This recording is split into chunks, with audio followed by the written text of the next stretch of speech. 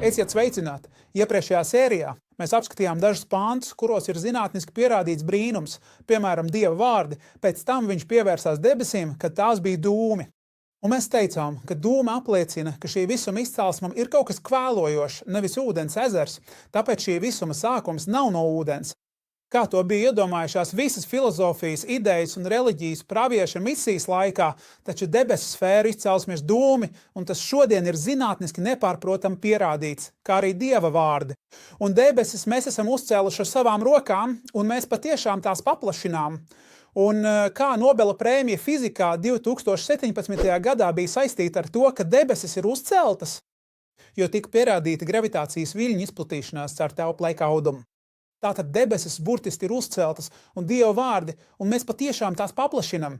Un debesis mēs esam uzcēluši ar savām rokām, un mēs patiešām tās paplašinam. Debesis ar laiku paplašinās. Neviens par to pat nedomāja līdz pat Einsteina laikam.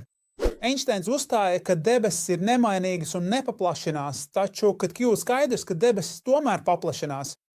Pagājušā gadsimta 30. gados Einsteins atzina, ka viņa uzstājība uz nemainīgām debesīm, kas nepaplašinās, bija lielākā zinātniskā kļūda viņa dzīvē, un mēs runājām par Dieva vārdiem, un rītam, ka tas elpo, un kā saule no rīta silda zemes virsmu, siltums pāriet gaisā, kas pieskaras zemei, tas kļūst vieglāks un ceļas augšup, un tā vietā no augšējiem slāņiem nāk cits gaiss. Un it kā zeme no rīta būtu kā milzīgs plaušas, kas burtiski elpo. Mēs šos pantus ar pierādījumiem un atsaucēm apspriedām iepriekšējā sērijā. Šī saite ir primērā saitē video aprakstā. Un šodien mēs aplūkosim citus pantus, kuros ir pierādīts zinātnisks brīnums, ko mums devis mūsu kungs visvarenais. Un mēs padarījām nakti un dienu par divām zīmēm, tad mēs izdzēsām nakts zīmi un padarījām dienas zīmi redzamu. Nakts zīme ir mēnesis, bet dienas zīme ir saule. Nakts zīme tika izdzēsta, tas ir tās gaisma nodzisa, kamēr dienas zīme palika tāda pati spoža. Tātad šis mēnesis kādreiz bija ugunīga masa kā saule, un tad tas tika izdzēsts. Šis fakts šodien tiek uzskatīts par vienu no lielākajiem nesen atklātajiem zinātniskiem jautājumiem par mēnesi. Patiešām mēnesis kādreiz bija ugunīga masa, un tad tas tika izdzēsts.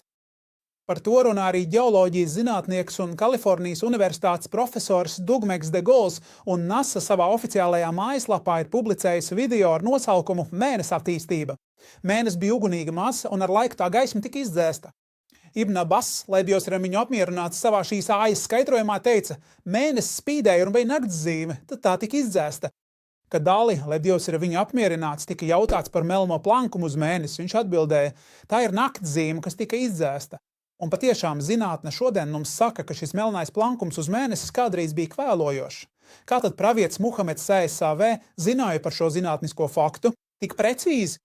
Tagad pāriesim pie cita zinātniska jautājuma – seno cilvēku priekšstatiem par embriju un tā attīstību.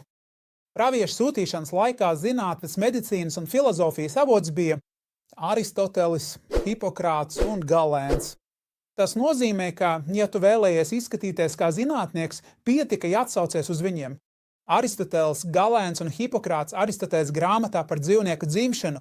Aristotelis saka, ka vīrieša sēkla nokļūst uz asinīm, uz sievietes menstruālajām asinīm, kas uzkrātas dzemdē, un tad tā sēkla kā sarecē šīs asinis, pēc tam embrijs sāk veidoties no menstruālajām asinīm.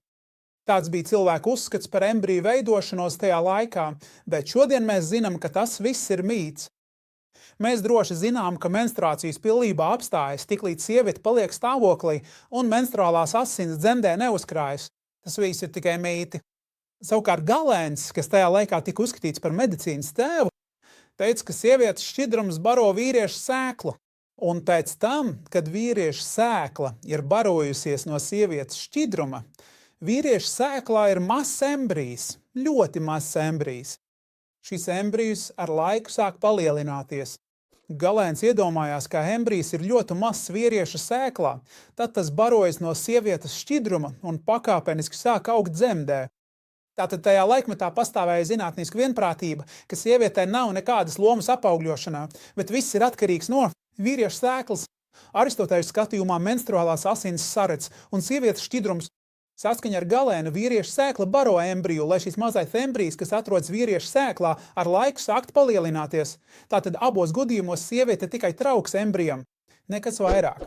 Tad Korāns tika atklāts šajā laikmetā un šajā kultūrā, lai labotu šo primitīvo skatījumu. Un mums tiek pavēstīts, ka embrijs ir sajaukta pilīte gan no vīrieša, gan no sievietes, nevis tikai no vīrieša. Mēs patiešām radījām cilvēku no sajauktas pilītes, un šī pilīte pēc visu laiku komentētāju vienprātības amšādas nozīmē maisījumu no vīrieša un sievietes. Tātad amšādas ir dažādi šķidrumu sajaukums, daļa tiek ņemta no vīrieša sēklas, un daļa no sievietes, un no abiem kopā veidojās embrijs. Mūsu kungs teica, pēc tam viņš radīja viņa pēcnācējs no niecīgas šķidruma būtības. Embrijs rodas no vīriešu šķidruma būtības, nevis no visa šķidruma, kā to iedomājās Aristotēls, bet gan no pavisam nelielas daļas. Šī daļa tiek izdalīta no vīriešu šķidruma, kas mūsdienās ir pazīstama kā spermatozoids. Pareizā pravietojuma tradīcija apstiprina šo patiesību. Pravietis, lai mies ir ar viņu, teica, un šis hadīs ir atrodams Sahih Muslimā. Ne no visa šķidruma rodas bērns, tikai daļa no tā, kas ir vīrietim, kopā ar daļu no sievietes, un no abiem sāk veidoties embrijs. Embrijs sāks veidoties, un nav tā, ka embrijs punduris būtu paslēpts vīriešu šķidrumā, kā tolaik domāja medicīnas tēvs Galēns. Šī ideja par embriju punduri, jeb preformāciju, bija tolaik izplatīta. Korāns ir pierādījis šīs iedomas aplamību, jo embrijs veidojas no sajauktas pilītes, un pēc tam tas ieiet dažādās attīstības stadijās. Mūsu kungs, lai slavēts, viņš teica, viņš jūs radījusi māšu klēpī, radīja pēc radības vispirms pilīti, tad asins receklis, tad gaļas gabaliņš, un pēc tam parādās locekļi. Tāpat arī Aristoteļa ideja, ka vīriešu šķidrums sarecina menstruālo asiņu, ir pierādīta kā mīts islāmā. Ibn Hadžars, lai Dievs viņu apžēlo, teica, anatomijas zinātāji apgalvoja, ka sperma sarecina menstruālo asiņu, bet šīs nodaļas hadīs to atspēko. Un Kurtubī savā skaidrojumā teica, viņa apgalvoja, ka embrijs veidojas tikai no vīrieša šķidruma, bet patiesība ir tāda, ka radība notiek no vīrieša un sievietes šķidruma, kā Dievs saka. Mēs patiesi radījām cilvēku no sajauktas pilītes. Tas ir nepārprotams teksts, kas nepieļauj interpretāciju, tā ir Kurtubī runa. Tātad Korāns sniedz unikālu vēstījumu. Un šis vēstījums šodien ir kļuvis par vienu no mūsdienu medicīnas pašsaprotamām patiesībām. Mēs esam aizmirsuši laiku, kad šie vārdi tika atklāti. Mēs esam aizmirsuši tā laikmeta kultūru, un, ja mēs paskatītos uz šo kultūru, mēs noteikti secinātu, ka šīs Korāns ir dievišķa atklāsme. Korāns nosaka, ka tikai neliela daļa no vīrieša šķidruma un tā, kas pieder sievietei, sāk veidot embriju. Pirmā embrija attīstības stadija ir pilīte nutfa. Šī pilīte pēc tam pārvēršas par asins recekli. Tad mēs radījām pilīti par asins recekli, alakā. Ko nozīmē alakā? Šis ir pārsteidzošs, izcils un apbrīnojams Korāna termins alakah. Ir mazs radījums, kas pieķeras ādai un izsūc no tās asinis. Un tad nāk pārsteidzošais Korāna apraksts par šo embrija attīstības stadiju, nosaucot to par alakā stadiju. Šodien mēs atklājam, ka embrijs šajā stādijā pilnībā atbilst gan ārējam izskatam, gan funkcijai ar asins recekli, alakā. Embrijs pieķeras dzemdē, lai no tās uzsūktu asins un barības vielas. Un ievērojiet, šeit nav ne menstruālo asiņu, ne arī pundura embrija, kas ar laiku izaugs. Korāns nav pieminējis nevienu no šīm viņa laikmeta izplatītajām pasakām. Pēc alakah stadijas embrijs pāriet nākamajā attīstības posmā mudgah stadijā. Tad radījām pilienu par asins recekli, tad radījām asins recekli par košļājumu masu. Kas ir šis jaunais Korāna apraksts par šo embriju attīstības stadiju? Mudgah stādija pēc alaka stādijas. Embrijs patiešām pārvēršas par kaut ko, kas atgādina sakušļātu gaļas gabalu, kas ir lielāks nekā alakah stadijā. Šajā posmā parādās audi, kas izskatās kā sakušļāta pārtika, un embrijam ir redzamas struktūras, kas līdzinās zobu nospiedumiem. Jā, tieši tādas pašas zobpēdas, kādas paliek jebkurā kumosā. Embrijs šajā stadijā izskatās tieši kā sakošļots ēdiena gabals ar zobu nospiedumiem, gluži kā zobu izliekuma pēdas kumosā. Vai šo precizitāti var nolikt kāds, kurš nav spītīgs? Kāpēc Korāns nav pārņēmis nevienu no tā laika māņticībām? Un cik gan daudz bija šo māņticību? Piemēram, Aristotelis un Galēns apgalvoja, ka vīriešu dzimuma embrijs atrodas dzemdes labajā pusē, bet sieviešu kreisajā pusē.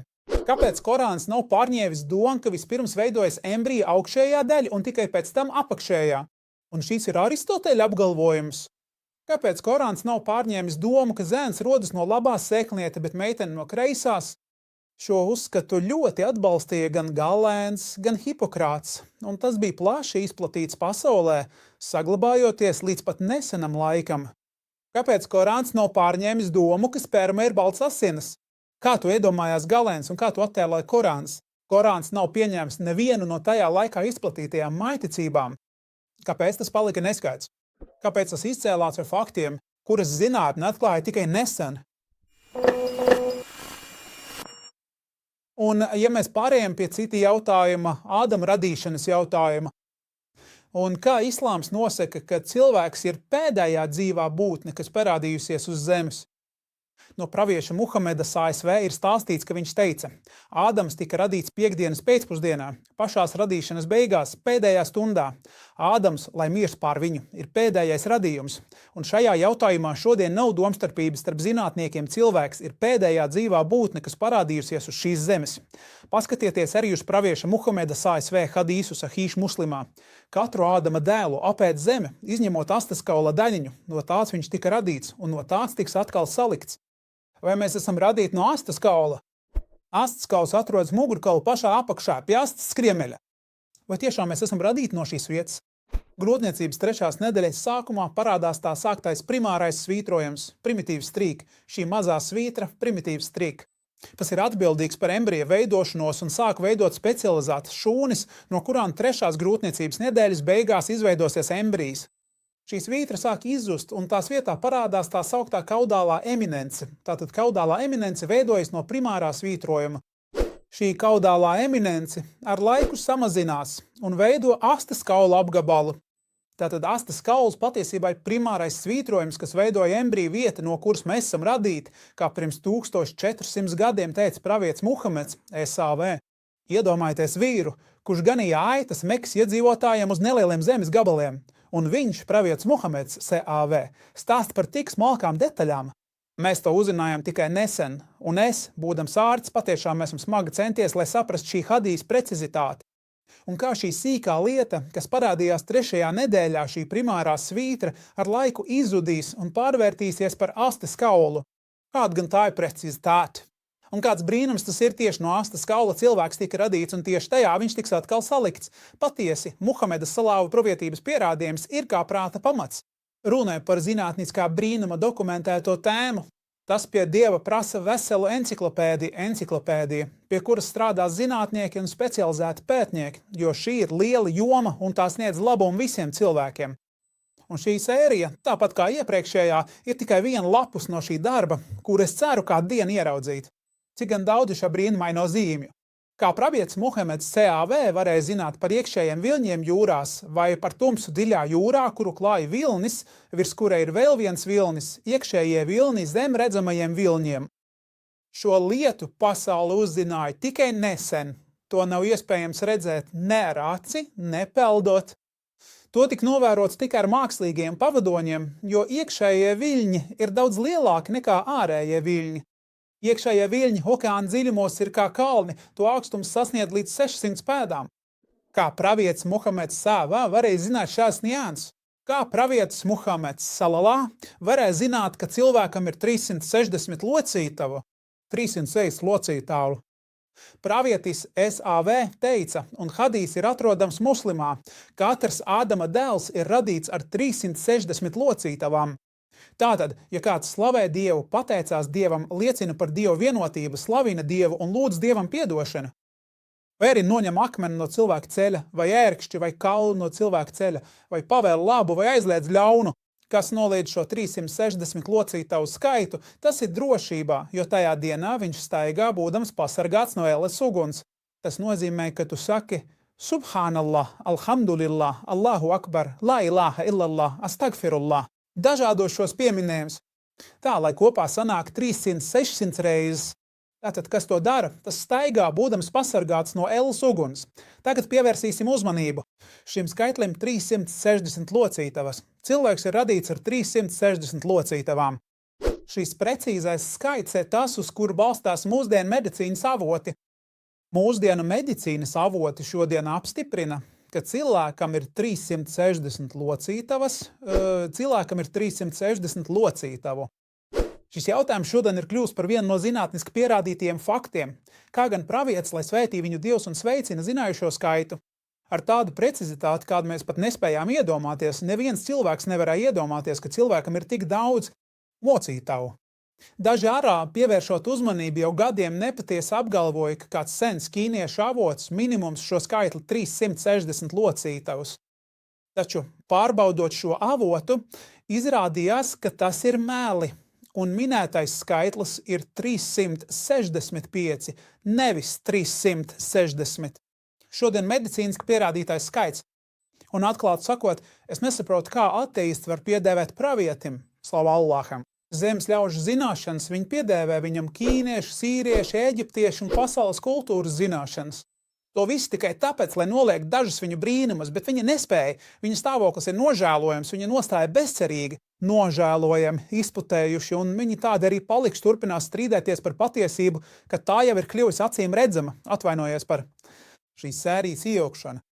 Taču es vēlējos uzsvērt, cik ļoti mums ir nepieciešama enciklopēdija šajā jomā, un patiesības meklētājiem pie Dieva pietiek ar vienu vienīgu zīmi, kas apliecina šīs reliģijas patiesumu, pietiek ar vienu brīnumu, pietiek ar vienu pierādījumu, pietiek ar Dieva vārdiem, un mēs radījām no ūdens visu dzīvo. Šī tēma šodien ir viens no bioloģijas pamatiem, ūdens elements ir tajā iekšā. Ūdens ir nepieciešams katra dzīva organismu uzbūvē, un zinātnieki, kas meklē dzīvību ārpus zemes, patiesībā nemeklē dzīvību, bet gan ūdeni, jo viņi ļoti labi zina, ka bez ūdens nav dzīvības, un mēs radījām no ūdens visu dzīvo. Brīnumaino zīmju ajot, Dievu to nav iespējams saskaitīt. Pateicos jums par uzmanību un saku, katram ateistam, kurš domā pie Dieva, tu noteikti nonāks, tikai esi patiesi atvērts šai patiesībai un netic tiem, kas vēlas tev novērst no Dieva ceļa. Un miers jums, sākot ar Dieva žēlsirdīgā, žēlojošā vārdu. Vai tad es meklēšu citu tiesnesi kā Dievu, kad viņš jums ir atklājis šo grāmatu skaidri izklāstītu? Un tie ļaudis, kuriem mēs jau iepriekš esam devuši šo svēto rakstu grāmatu, pilnīgi skaidri zina un saprot, ka tā patiešām ir sūtīta no tava visaugstā kunga ar tīru un neapstrīdamu patiesību. Tāpēc tev nekādā gadījumā nevajadzētu būt starp tiem, kuri vēl joprojām šaubās vai svārstās savā pārliecībā. Tava kunga vārds ir patiess un taisnīgs. Neviens nevar mainīt viņa vārdus, un viņš ir visu dzirdīgais, visu zinošais. Un, ja tu paklausīsi lielākajai dažai to, kas ir uz zemes, ja tu tiešām izvēlēsies paklausīt lielākajam vairumam cilvēku, kuri šobrīd dzīvo šeit uz šīs zemes, tad viņi tevi pavisam noteikti novirzīs tālu prom no Dieva svētā ceļa. Atceries, ka sekošana vairākumam bieži vien tevi aizvedīs nepareizā virzienā, un viņi tevi novirzīs no Dieva ceļa. Šie cilvēki seko tikai un vienīgi saviem nepamatotajiem minējumiem, un viņi tikai izsaka dažādas pieņēmumus bez jebkāda stingra pamata.